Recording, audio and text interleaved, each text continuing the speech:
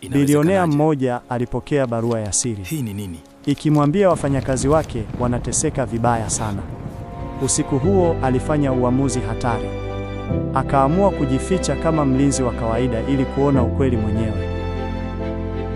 Jioni ya mvua nzito ilinyesha taratibu juu ya jiji la Dar es Salaam, huku taa za magorofa zikimulika barabara zenye magari mengi.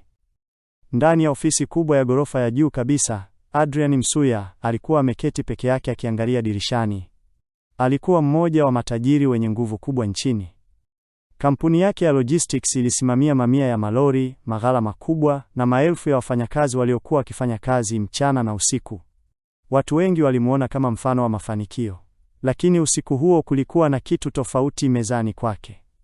Bahasha ndogo ya kahawia iliyokuwa haina jina la mtumaji. Adrian aliifungua polepole huku uso wake ukionyesha mashaka. Ndani kulikuwa na karatasi moja iliyochapishwa kwa maneno makubwa.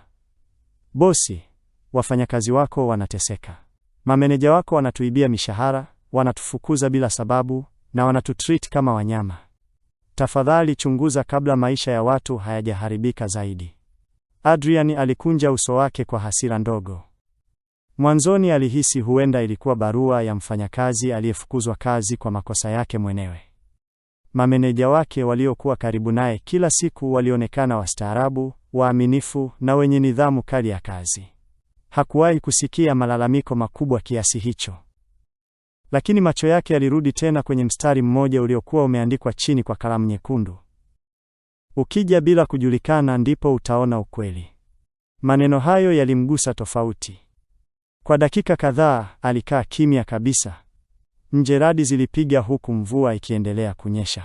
Mara ya kwanza ndani ya miaka mingi, Adrian alianza kujiuliza kama kweli alikuwa anaijua kampuni yake vizuri au alikuwa akiishi kwenye uongo wa viongozi wake. Usiku huo hakurudi nyumbani mapema kama kawaida. Alibaki ofisini mpaka saa za usiku akiwa anasoma tena na tena ile barua ya siri. Kila alipojaribu kuipuuza, moyo wake ulimwambia kitu kibaya kilikuwa kinafichwa nyuma ya mafanikio ya kampuni yake. Asubuhi iliyofuata, Adrian Msuya aliingia kwenye chumba chake binafsi cha kupumzikia ndani ya jumba lake la kifahari. Aliiweka ile barua mezani na kuitazama kwa muda mrefu. Kila aliposoma maneno yale, alihisi kama kuna kitu kizito kinambana moyoni. Angeweza kuita wakaguzi wake wa ndani na kufanya uchunguzi wa kawaida, lakini alijua ukweli mmoja muhimu. Watu wakishajua bosi mkubwa anachunguza, kila mtu huanza kuigiza uzuri. Alitaka kuona hali halisi. Baada ya dakika kadhaa za mawazo mazito, alifanya uamuzi ambao hata yeye mwenyewe hakuwahi kufikiria angeufanya. Alienda mbele ya kioo kikubwa na kuanza kunyoa ndevu zake za kifahari zilizomfanya atambulike kwenye magazeti na televisheni. Baadaye akavua saa yake ya gharama kubwa, suti zake za kifahari na viatu vyake vya mamilioni. Akavaa suruali iliyochakaa, shati la zamani na viatu vya kawaida vilivyoonekana vimechoka kwa muda mrefu. Uso wake ulibadilika kabisa. Hata walinzi wake binafsi walipomuona walibaki wakimkodolea macho kwa mshangao.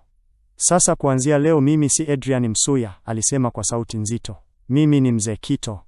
Siku hiyo hiyo alienda kwenye moja ya maghala makubwa ya kampuni yake yaliyokuwa pembezoni mwa jiji. Hakutumia gari lake la kifahari. Alipanda daladala kama watu wengine wa kawaida. Alitaka kuhisi maisha yale ambayo wafanyakazi wake walikuwa wanaishi kila siku. Alipofika getini, msimamizi wa usalama alimwangalia kwa dharau kabla ya kumuuliza kama alikuwa anatafuta kazi. Adrian alijifanya mpole na mwenye shida. Natafuta kazi yoyote ya ulinzi mzee, alisema kwa sauti ya unyenyekevu. Hakuna hata mmoja aliyemtambua. Na kwa mara ya kwanza baada ya miaka mingi ya utajiri, Adrian alisimama kwenye foleni ya watu maskini waliokuwa wakisubiri kupewa nafasi ya kazi. Ndipo akaanza kuelewa tofauti kubwa iliyokuwepo kati ya maisha yake ya kifahari na maisha ya wafanyakazi wake waliokuwa wakihangaika kimya kimya nyuma ya mafanikio ya kampuni yake. Usiku wa kwanza kazini ulikuwa tofauti kabisa na maisha ambayo Adrian Msuya alikuwa amezoea. Saa 4 usiku alifika kwenye ghala kubwa lililokuwa pembezoni mwa jiji, eneo lenye kelele za malori makubwa, harufu ya mafuta na taa hafifu zilizokuwa zikimulika kwa shida. Hapo ndipo Mzee Kito alipangiwa zamu yake ya kwanza ya ulinzi. Mara tu alipoingia ndani, alianza kuona mambo yaliyomshangaza. Walinzi wengi walionekana wachovu kupita kiasi. Baadhi yao walikuwa wamekaa pembeni wakishika migongo yao kwa maumivu, huku wengine wakipambana kufungua macho kutokana na usingizi. Adrian alimuuliza mmoja wao alikuwa amefanya kazi kwa muda gani. Saa 14 leo, yule mlinzi alijibu kwa sauti dhaifu. Na kesho tunaingia tena mapema. Adrian alibaki kimya. Hakuwahi kupewa taarifa kwamba wafanyakazi walikuwa wanafanya kazi kwa muda mrefu kiasi hicho bila mapumziko ya kutosha. Alipoendelea kuzunguka ndani ya ghala, aliona wafanyakazi wawili wamelala sakafuni nyuma ya makreti makubwa ya mizigo. Hawakuwa wavivu, walikuwa wameishiwa nguvu kabisa. Ghafla sauti kali ilisikika kutoka upande wa pili wa ghala.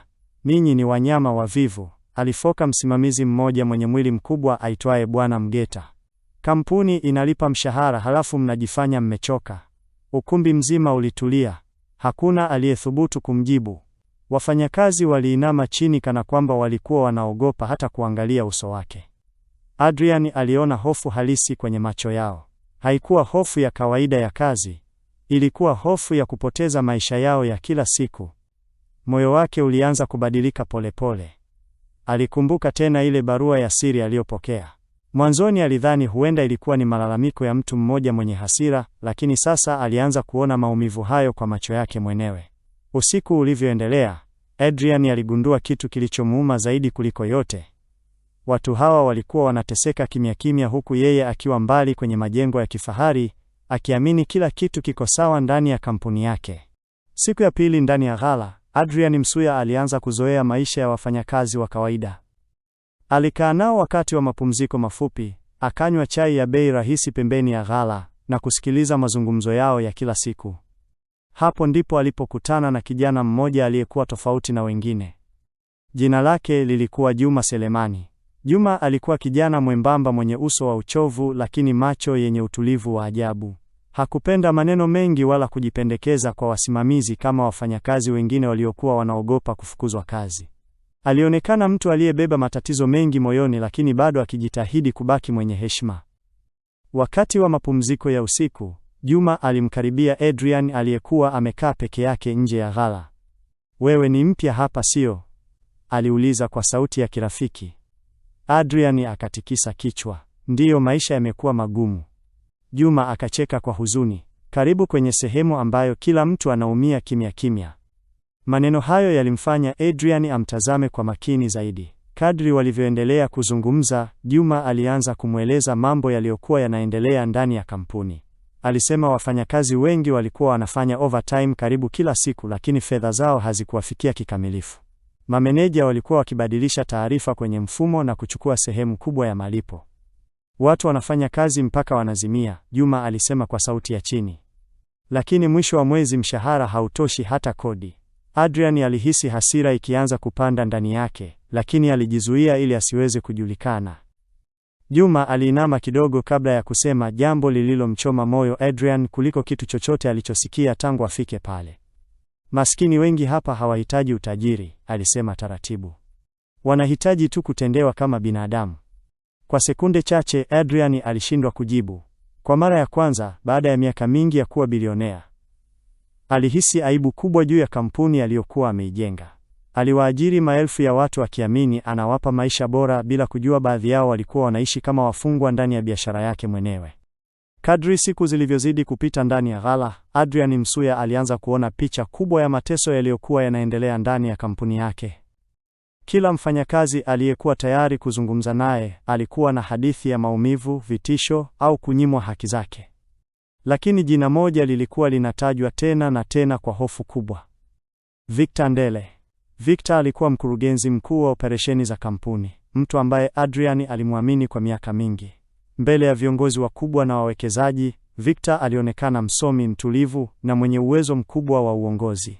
Lakini ndani ya maghala na ofisi za chini, wafanyakazi walimfahamu kama mtu mwenye moyo wa chuma.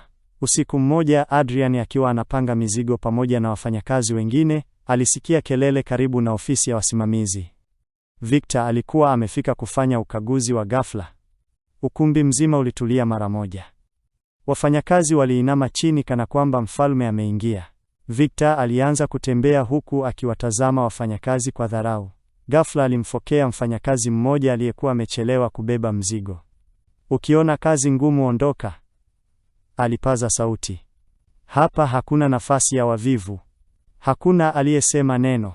Baadaye usiku huo, Adrian alimsikia Victor akizungumza na wasimamizi wengine ndani ya ofisi ndogo. Maneno aliyosikia yalimgandisha damu. Bilionea mwenyewe amesema mtu akilalamika afukuzwe kazi mara moja, Victor alisema kwa sauti ya kujiamini. Hakuna huruma hapa. Adrian alibaki kimya gizani huku moyo wake ukipiga kwa nguvu. Alitambua jambo baya sana. Victor alikuwa analitumia jina lake kama silaha ya kutisha watu. Wafanyakazi waliamini kila alichosema kwa sababu wengi wao hawakuwahi kumuona Adrian ana kwa ana. Kwao, bilionea huyo alikuwa sura tu kwenye televisheni na mabango ya kampuni. Na hiyo ilimpa Victor nguvu ya kufanya chochote alichotaka. Usiku huo Adrian hakuhisi tu hasira, alihisi pia hatia kubwa. Kwa miaka yote alikuwa akiendesha kampuni akiwa mbali na wafanyakazi wake, akiamini ripoti nzuri alizopewa mezani kwake. Hakujua kuwa nyuma ya mafanikio hayo, kulikuwa na mtu aliyekuwa anaharibu maisha ya mamia ya watu kwa kutumia jina lake mwenyewe. Usiku mmoja hali ndani ya ghala ilikuwa mbaya kuliko kawaida. Malori yalikuwa yanaingia mfululizo huku wafanyakazi wakikimbizana kubeba mizigo mizito bila kupumzika. Taa za ghala zilikuwa hafifu, joto lilikuwa kali, na uchovu ulionekana wazi kwenye nyuso za kila mtu.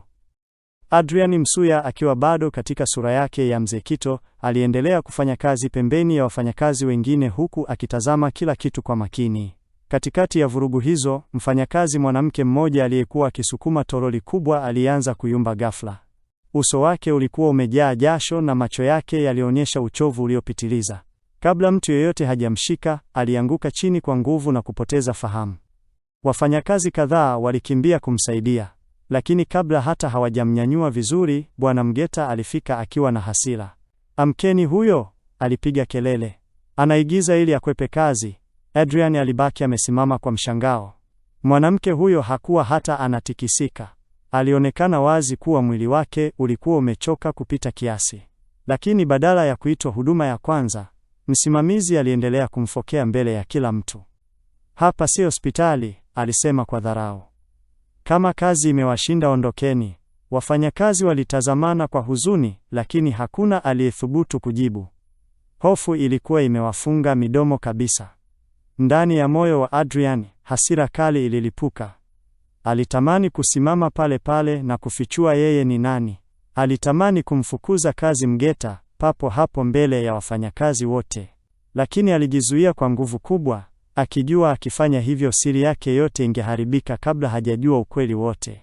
Badala yake, alimsaidia yule mwanamke kwa kimya, pamoja na wafanyakazi wengine, hadi akapelekwa pembeni kupumzika. Usiku huo Adrian hakuhisi tu hasira, alihisi aibu kubwa sana. Kampuni aliyokuwa ameijenga kwa miaka mingi kwa kujivunia nidhamu na mafanikio ilikuwa imejaa ukatili kuliko alivyowahi kufikiria. Na kilichomuuma zaidi ni kwamba mateso hayo yote yalikuwa yanaendelea chini ya jina lake mwenyewe. Kadri siku zilivyoendelea kupita ndani ya ghala, Adrian Msuya alianza kuwa karibu zaidi na Juma Selemani. Kila walipopata dakika chache za mapumziko, walikaa pamoja pembeni ya ghala wakinywa chai ya moto huku wakitazama malori yakipita gizani. Adrian alianza kuona kuwa nyuma ya tabasamu la Juma kulikuwa na mzigo mkubwa wa maisha. Usiku mmoja baada ya kazi kumalizika karibu alfajiri, Adrian alimwona Juma akiwa amekaa peke yake nje ya ghala akionekana mwenye mawazo mazito. Mikononi mwake alikuwa ameshika karatasi zilizokunjamana. Kuna shida gani kijana? Adrian aliuliza kwa upole. Juma alikaa kimya kwa sekunde kadhaa kabla hajatoa pumzi nzito. Dada yangu anaumwa sana, alisema taratibu. Madaktari wanasema anahitaji matibabu ya haraka, lakini pesa sina. Alimpa Adrian zile karatasi. Zilikuwa ni bili za hospitali zilizokuwa zimejaa madeni ambayo hakuweza kuyamudu. Adrian alipoyatazama, moyo wake ulianza kubana. Kila siku nafanya overtime, Juma aliendelea kusema kwa huzuni. Lakini mwisho wa mwezi fedha zinaisha kabla hata sijamnunulia dawa. Kwa mara nyingine Adrian alihisi maumivu makali moyoni. Huyu kijana alikuwa anafanya kazi usiku na mchana, si kwa ajili ya anasa wala utajiri, alikuwa anapigania maisha ya dada yake. Lakini mfumo wa kampuni yake ulikuwa unamnyonya mpaka ndoto zake zinaanza kufa polepole. Juma alitabasamu kwa uchungu huku akiangalia chini. Wakati mwingine nahisi kama maskini hawaruhusiwi hata kuota maisha mazuri. Maneno hayo yalimgusa Adrian kwa nguvu kuliko kitu chochote alichowahi kusikia kwenye mikutano yake ya biashara. Ndipo akaanza kuelewa ukweli mkubwa zaidi. Hapa hakukuwa tu na wizi wa mishahara au overtime. Kulikuwa na maisha yaliyokuwa yanaharibika kimya kimya. Kulikuwa na wagonjwa waliokosa matibabu. Kulikuwa na watoto waliokosa ada za shule. Kulikuwa na ndoto zilizokuwa zinakufa kila siku, huku viongozi wake wakizidi kujitajirisha nyuma ya pazia la kampuni. Na kwa mara ya kwanza katika maisha yake, Adrian alianza kuona kuwa uongozi mbaya unaweza kuwa hatari kuliko umaskini wenyewe. Baada ya wiki kadhaa za kuishi kama mfanyakazi wa kawaida, Adrian Msuya alikuwa ameshakusanya ushahidi wa kutosha. Alikuwa ameona mateso kwa macho yake mwenyewe, amesikia vitisho vya viongozi wake, na amegundua jinsi fedha za wafanyakazi zilivyokuwa zinaibwa kisiri. Lakini hakuna mtu ndani ya kampuni aliyekuwa akijua kuwa Mzee Kito alikuwa bilionea mwenye kampuni hiyo. Siku moja tangazo la dharura lilitolewa kwa wafanyakazi wote. Kulikuwa na mkutano mkubwa kwenye ukumbi mkuu wa kampuni. Mameneja na wasimamizi walifika mapema wakiwa na tabasamu kubwa, wakidhani labda kampuni ilikuwa imepata mafanikio mapya. Victor Ndele alikuwa ameketi mbele kabisa akiwa na suti ya gharama kubwa na uso wa kujiamini. Hata hakumtilia maanani Mzee Kito, aliyekuwa ameonekana ghafla pembeni ya ukumbi akiwa bado amevaa nguo zake za kazi. Wafanyakazi waliinuka wakimshangaa. Dakika chache baadaye, mlango mkubwa wa pembeni ulifunguliwa. Walinzi binafsi wa kampuni waliingia kwanza, kisha Mzee Kito akaanza kutembea kuelekea mbele ya ukumbi. Lakini safari hii hakuwa amevaa nguo zilizochoka. Alikuwa ndani ya suti nyeusi ya kifahari, saa ya mamilioni mkononi na viatu vilivyong'aa. Uso wake ulikuwa umetulia, lakini macho yake yalikuwa mazito kwa hasira. Ukumbi mzima ulilipuka kwa mshangao. Wafanyakazi walibaki midomo wazi. Baadhi yao waliinuka ghafla wakidhani wanaota. Juma Selemani alimkodolea macho huku akishindwa kuamini kuwa rafiki yake wa chai alikuwa bilionea mwenye kampuni nzima. Victor alianza kutetemeka. Uso wake ulipoteza rangi mara moja. Adrian alisimama mbele ya kila mtu akiwa kimya kwa sekunde kadhaa. Ukumbi mzima ulitulia kama makaburi. Hata sauti za viyoyozi zilianza kusikika kwa uwazi kutokana na ukimya mzito uliotanda. Kisha Adrian akasema kwa sauti nzito iliyojaa maumivu na hasira, "Mmekuwa mkijificha nyuma ya jina langu kuwatesa watu hawa. Hakuna aliyethubutu kusogea. Hakuna aliyepumua kwa utulivu. Na kwa mara ya kwanza, viongozi wote waliokuwa wamezoea kutisha wafanyakazi waliinama chini kwa hofu mbele ya mtu ambaye walidhani alikuwa mbali sana na mateso ya watu wa kawaida." Baada ya ukimya mzito kutanda ndani ya ukumbi, Adrian Msuya alianza kutoa ushahidi mmoja baada ya mwingine mbele ya wafanyakazi wote. Kulikuwa na rekodi za mishahara zilizobadilishwa, taarifa za overtime zilizofutwa kimakusudi, na video za kamera za usalama zilizowaonyesha baadhi ya wasimamizi wakitishia wafanyakazi. Kila ushahidi ulivyoonyeshwa, nyuso za viongozi wakubwa zilianza kubadilika. Victor Ndele alikuwa amekaa kimya huku jasho likimtoka usoni. Mara ya kwanza katika maisha yake, hakuwa tena mtu wa kutisha. Alionekana kama mtu aliyekamatwa akiwa hana pa kukimbilia. Adrian aliwatazama viongozi wote kwa macho makali. "Kwa miaka mingi mmekuwa mkiiba jasho la watu maskini," alisema kwa sauti nzito. "Na mmetumia jina langu kufanya ukatili huu." Dakika chache baadaye, walinzi wa kampuni pamoja na maafisa wa polisi waliingia ukumbini. Victor na baadhi ya mameneja walikamatwa papo hapo kwa tuhuma za wizi wa fedha za wafanyakazi, matumizi mabaya ya madaraka na kughushi taarifa za kampuni. Wafanyakazi walitazamana kwa mshangao. Hakuna aliyewahi kufikiria siku kama hiyo ingeweza kufika. Lakini Adrian hakuishia hapo. Siku hiyo hiyo alitangaza mabadiliko makubwa ndani ya kampuni. Mishahara ya wafanyakazi iliongezwa rasmi. Mfumo mpya wa overtime ulianzishwa ili kila saa ya kazi ilipwe kwa uwazi. Pia akaanzisha kitengo huru cha malalamiko ambapo wafanyakazi wangeweza kuripoti matatizo bila kuogopa vitisho. Ukumbi mzima ulianza kujawa na hisia kali. Baadhi ya wafanyakazi walilia kimya kimya. Wengine waliinama chini wakifuta machozi yao kwa mikono iliyochoka. Miezi kadhaa baada ya tukio la kufichua siri, kampuni ya Adrian Msuya ilibadilika kabisa. Hali ya hofu iliyokuwa imewatawala wafanyakazi ilipotea taratibu na nafasi yake ikachukuliwa na mazingira mapya ya heshima na uwazi. Maghala yaliboreshwa, muda wa kazi ukapunguzwa, na mfumo wa mishahara ukawa wazi zaidi kuliko hapo awali. Kitu kilichowagusa wengi zaidi ni mabadiliko ya maisha ya Juma Selemani. Adrian alimchagua Juma kuwa mmoja wa vijana wa kwanza kupelekwa kusomea uongozi wa biashara katika chuo kikuu kilichoheshimika. Sio tu hivyo, kampuni iligharamia matibabu ya dada yake ambaye kwa muda mrefu alikuwa akiteseka bila msaada wa kutosha. Kwa mara ya kwanza, Juma aliona maisha yake yakibadilika kutoka ndoto ya mateso kwenda ndoto ya matumaini. Siku ya mwisho ya mkutano mkubwa wa kampuni, Adrian aliwaita wafanyakazi wote tena kwenye ukumbi ule ule uliowahi kuwa na machozi na hofu.